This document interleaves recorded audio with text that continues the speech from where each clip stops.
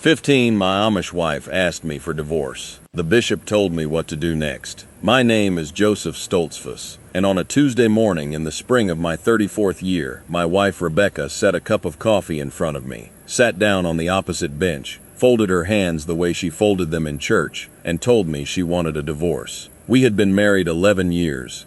Our kitchen smelled like the bacon I had not yet finished. Outside the window, my brother Amos was unhitching his buggy in our lane, though I had not asked him to come. Rebecca did not cry. She did not look away. She said the word in Pennsylvania Dutch first, then again in English, as if she wanted to be certain I could not pretend I had misheard.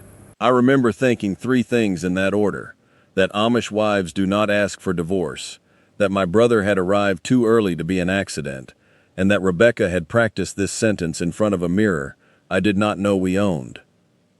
I want to tell you what the bishop said when I went to him that afternoon. I will.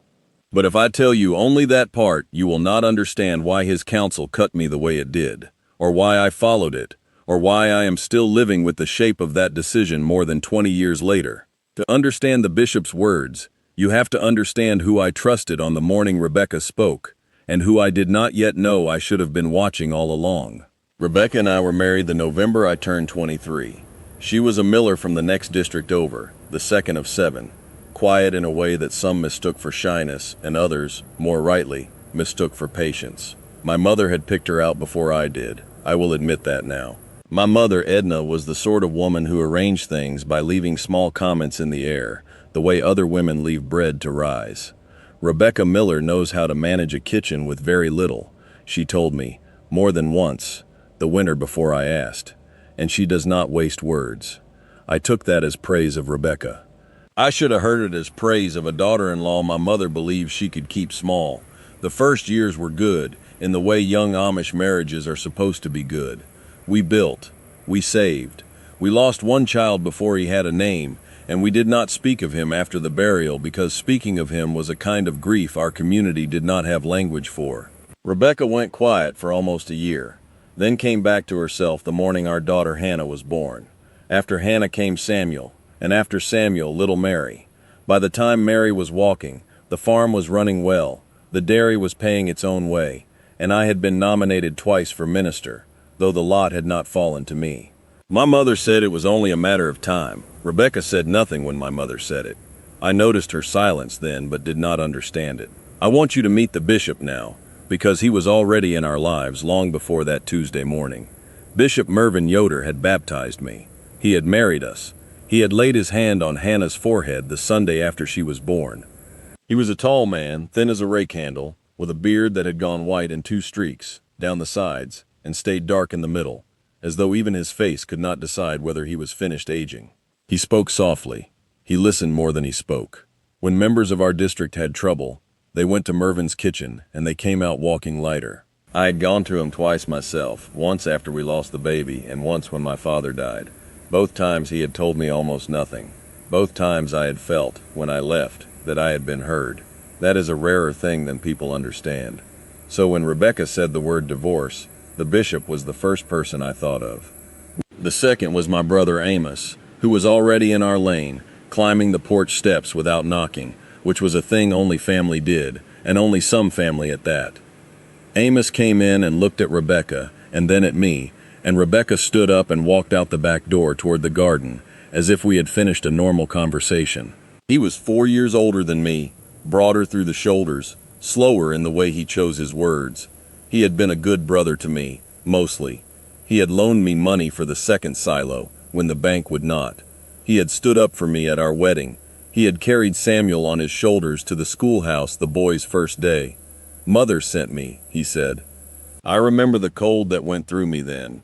Although the kitchen was warm and the bacon was still on the stove, my mother had sent him. Before Rebecca had spoken to me, before I had spoken to anyone, my mother had known. I asked him how long she had known. He looked at his hands. He said a while. I will not pretend I understood, in that moment, what I had just been told. I only felt that the floor of my own kitchen had shifted half an inch. I told Amos I needed to go see Mervyn. He nodded as though he had expected this, which should have been my second warning, and was not. The bishop's house sat at the end of a lane lined with sugar maples that my father had helped his father plant. I had walked that lane 100 times. That afternoon it felt longer. Mervyn was in his shop, sharpening a chisel. He set it down when he saw me, wiped his hands on his apron, and we went into the kitchen without speaking. His wife Lydia was not there. I have wondered, since, whether that was an accident. I do not think it was. I told him what Rebecca had said. I told him about Amos arriving. I told him I did not understand what was happening in my own house. He listened the way he always listened, with his eyes on the table and his hands flat on the wood, and when I had finished he was quiet for a long time. Then he said the thing I came here to tell you. He said, "Joseph, you must not answer her yet. Go home. Do not speak of this to anyone outside this room. For 30 days you will do nothing. You will say nothing. You will not ask her why. You will not bring it before the ministers. You will not write to her father. You will live in your house as though the word had not been spoken, and you will watch. At the end of 30 days, come back to me, and we will see what God has shown you." I want to be honest. I expected him to tell me to fight for my marriage. I expected him to tell me that divorce was forbidden, which it was, and that Rebecca must be brought to repentance, which is what other bishops in other districts would have said within the first 5 minutes. He told me none of those things. He told me to be quiet and to watch. I went home. I did what he said.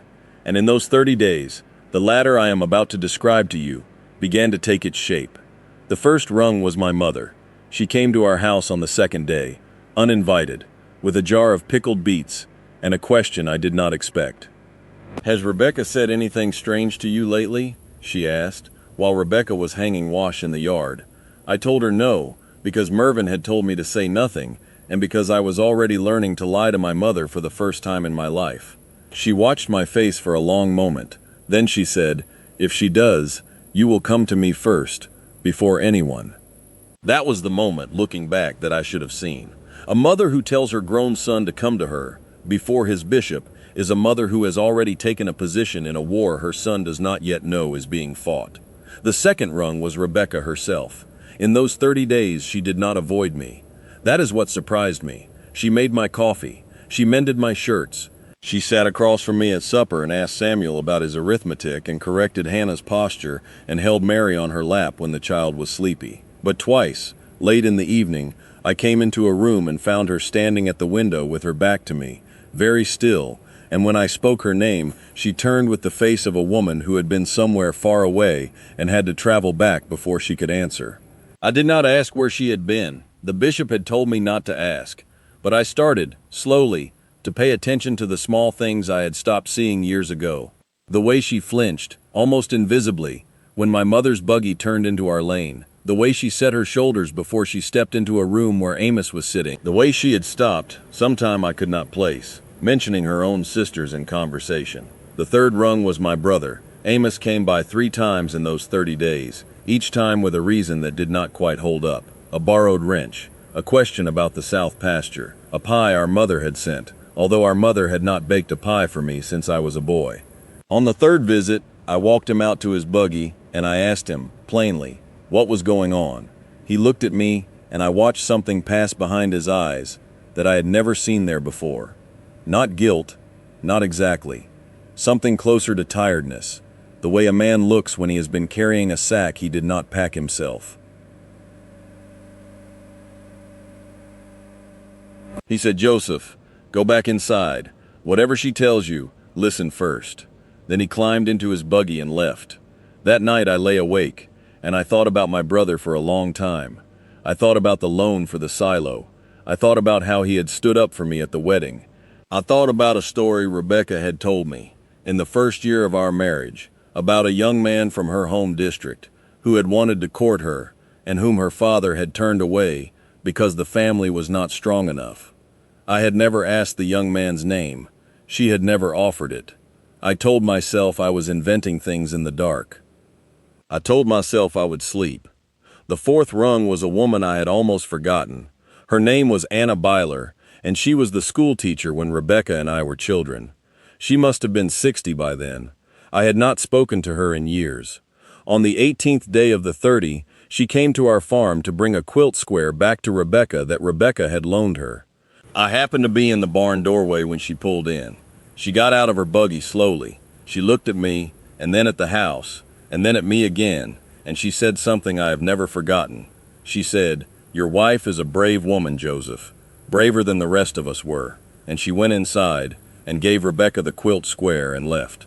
I did not understand that sentence. I understand it now. I will get there. On the 23rd day, I found the letter. I was not looking for it. I was looking for a receipt for the feed mill, which I thought I had put inside Rebecca's recipe box, which was on the high shelf above the dry sink. The recipe box was where she kept things she did not want the children to find. I opened it expecting flour-dusted index cards. I found, instead, a folded sheet of lined paper addressed to no one in Rebecca's handwriting. It was a list, not a letter, a list in 2 columns. On the left side, in her small, even hand, were dates. Some of them went back 9 years.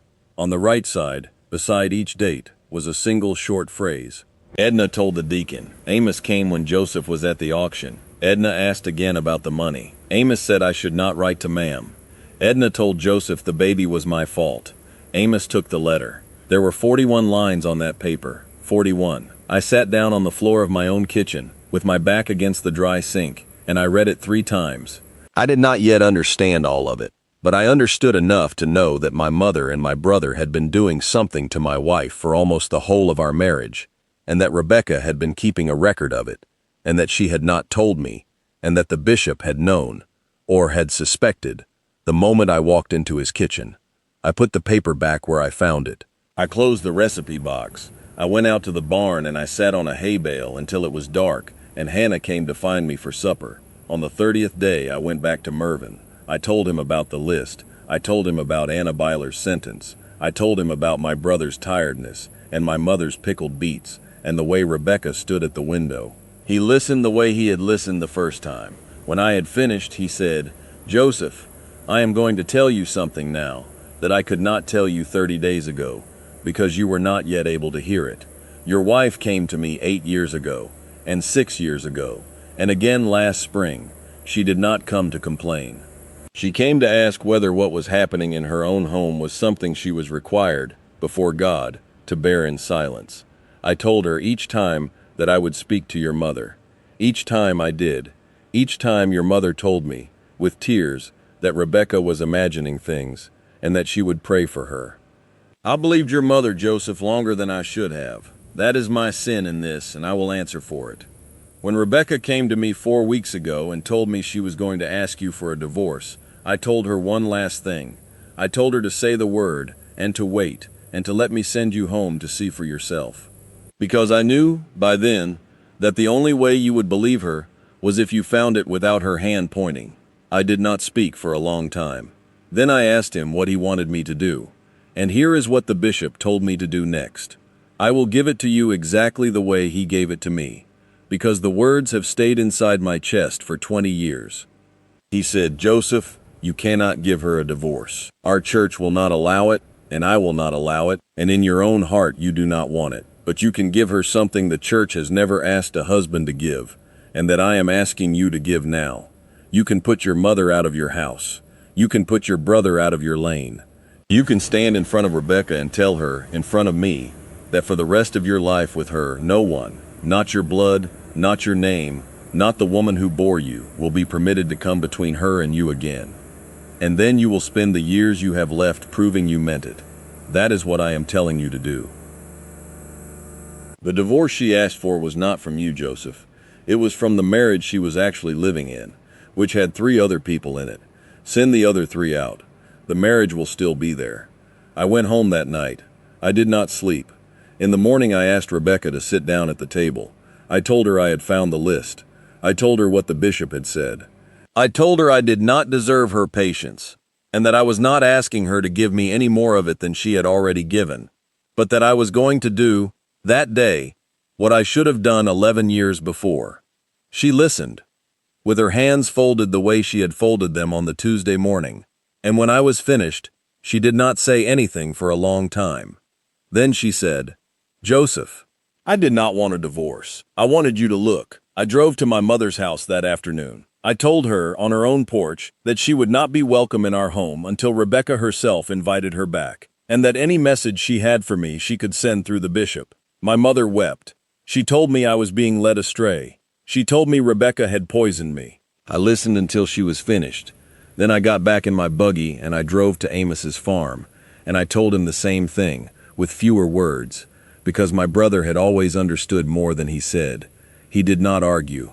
He only nodded, the way a man nods when a sentence he has been expecting for years has finally arrived, and he said, "I am sorry, Joseph. I should have stopped her a long time ago." I did not ask which her he meant. I think he meant both.